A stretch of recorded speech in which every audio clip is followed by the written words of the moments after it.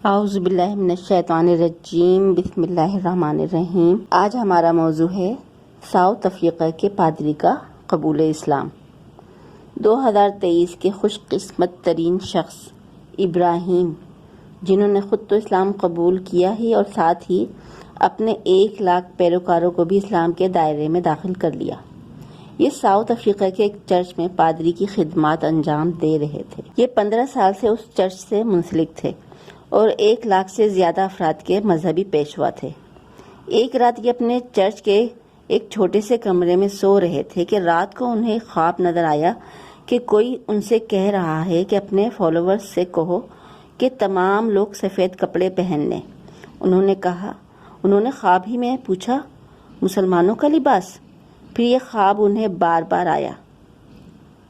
پھر آخری بار جو خواب آیا اس میں ان سے بہت زیادہ پرزور یعنی کہ بہت زیادہ زوردار آواز میں کہا گیا کہ اپنے تمام لوگوں سے کہو کہ سفید لباس پہن لیں۔ پھر انہوں نے اپنے تمام لوگوں کو چرچ میں جمع کیا اور یہ خواب سب لوگوں کو سنایا اور ان سب سے کہا کہ اللہ تعالیٰ نے ہمیں آسانی کا راستہ بتایا ہے۔ تو سب لوگوں نے ان کی بات سنی اور مان لی، اور پھر جب اگلی میٹنگ میں سب لوگ آئے تو تمام کے تمام لوگ سفید لباس پہنے ہوئے تھے، اور پھر تمام لوگوں نے اسلام قبول کر لیا اور انہوں نے بتایا کہ میں نے چرچ کے اندر کھڑے ہو کر کلمہ پڑھا اور پھر تمام لوگوں نے میرے ساتھ مل کر وہ کلمہ دہرایا۔ وہ بتاتے ہیں کہ ہم سب لوگ بہت زیادہ خوش تھے۔ پھر کہنے لگے کہ میں نے کچھ مسلمان بھائیوں کو اپنی طرف آتے ہوئے دیکھا، تو میں نے ان سے کہا کہ میں تمہارا انتظار کر رہا تھا کیونکہ میں نے خواب میں دیکھا تھا اور مجھے پتا تھا کہ تم لوگ مجھ سے ملنے ضرور آؤ گے۔ انہوں نے مجھ سے کہا کہ آپ اس سال حج پر جائیں گے۔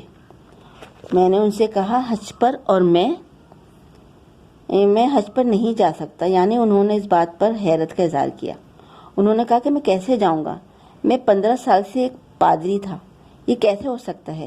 ایسا نہیں ہو سکتا، کبھی نہیں ہو سکتا۔ تم لوگ ضرور مذاق کر رہے ہو۔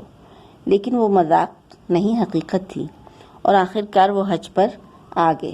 انہوں نے کہا کہ جب حضرت محمد صلی اللہ علیہ وآلہ وسلم اس راستے سے گزرے تو وہ اکیلے تھے۔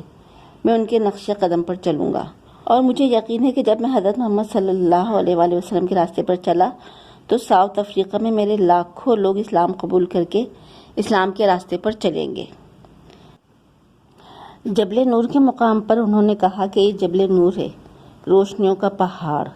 میں اپنے خاندان کا پہلا فرد ہوں جو اس کو چھوئے گا۔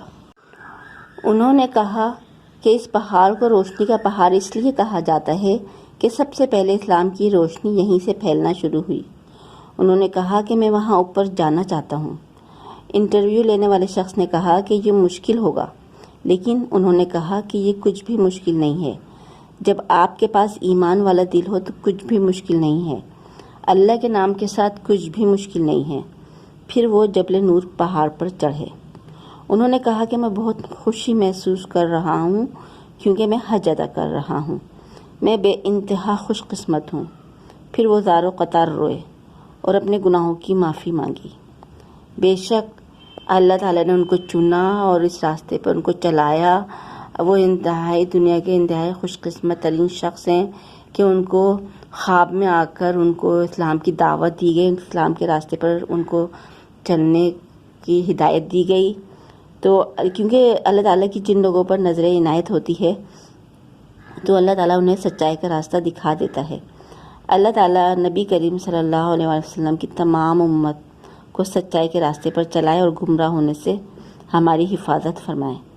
اصل بات یہ ہے کہ اللہ تعالیٰ سے آپ ہر وقت ہدایت اور سچائی کے راستے پر چلنے کی دعا مانگتے رہیں۔ اللہ تعالیٰ ضرور بھی ضرور سننے والا ہے، دیکھنے والا ہے۔ اللہ تعالیٰ ہمیں بھی ہمارے بچوں اور ہماری سب نسلوں کو ہدایت کے سیدھے سچے نیک راستے پر چلائے۔ آمین ثم آمین۔ آج کے لیے اتنا ہی۔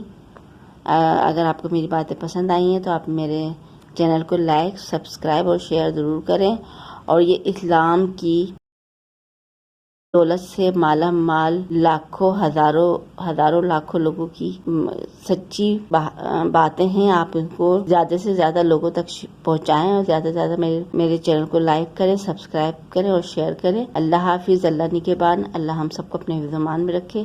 آمین ثم آمین۔